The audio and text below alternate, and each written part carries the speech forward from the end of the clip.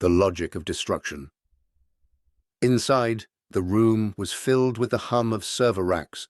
Kabir moved to the main terminal. He wasn't going to plant a bomb. A bomb would damage a few meters of track, which the PLA engineering corps could fix in 6 hours. He wanted to destroy the foundation. He connected his prayer wheel transmitter to the terminal's maintenance port. He didn't upload a virus. He uploaded a spoof. He accessed the thermosiphon control subroutine. He inverted the temperature parameters. He told the system that the ground was freezing too hard, dangerously hard, and that it needed to warm up to prevent frost heaves.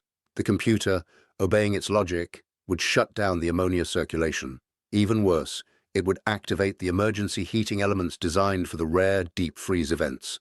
Beneath the tracks, the physics would invert. The permafrost, which held the weight of the massive locomotives, would begin to turn into slurry. It wouldn't happen instantly. It would take 12 hours, just enough time for the heavy supply train, currently en route from Golmud, to hit the critical curve at the Tangala Pass, the Escape and the Hunter. Upload complete.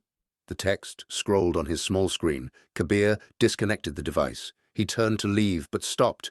A sound, the distinct, rhythmic thump-thump-thump of a rotor blade cutting the thin air. He looked out the slit window. A Z-20 utility helicopter, China's copy of the Black Hawk, was hovering over the yard. Its searchlight was sweeping the containers. They knew. Not about him specifically, but the quantum key distribution, QKD network, used by the PLA, had likely detected the anomaly in the TCN's data stream. The Chinese military used entangled photons to secure their communications. Any attempt to intercept or alter data disturbed the quantum state, alerting the system. Kabir had been fast, but the physics of quantum mechanics was faster. Alert! Sector 4 breach. A loudspeaker blared in Mandarin. Lock down the perimeter. Release the drones. Kabir saw the bay doors of a nearby hangar open. A swarm of hummingbird micro-drones poured out. These were the size of sparrows, equipped with thermal cameras and facial recognition. They swarmed into the yard like angry insects. The tradecraft of noise.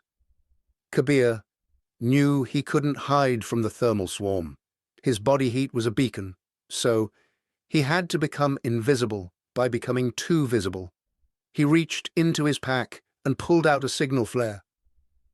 Not a distress flare, but a heavy-duty magnesium strobe used for landing aircraft.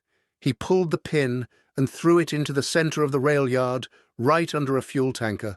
The flare erupted with blinding white light and intense heat. The thermal wash blinded the drones, their sensors overwhelmed by the sudden spike in temperature. In the confusion, Kabir ran. He didn't run for the culvert. That was a choke point. He ran for the train.